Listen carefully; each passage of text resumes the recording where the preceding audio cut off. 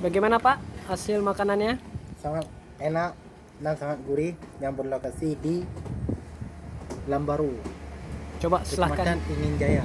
Masya Allah. Ini sangat murah ya. Untuk paket bisa kita pakai berjumlah besar ataupun kecil. Jadi bagi yang ingin makan ini asli, ini kita di sini seakan kita sedang berada di Jusila. Dikarenakan di sini nyaman, aman, adem, ayem.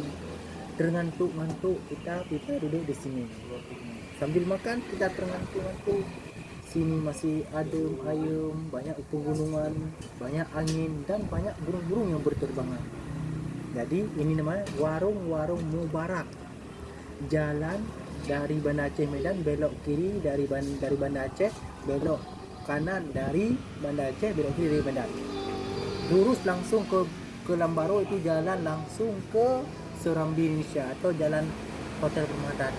Jadi silakan datang mari ya teman ya. Silahkan cicipi Pak. Coba Ya. lihat. Masya Allah. Itu apanya Pak? Terasinya?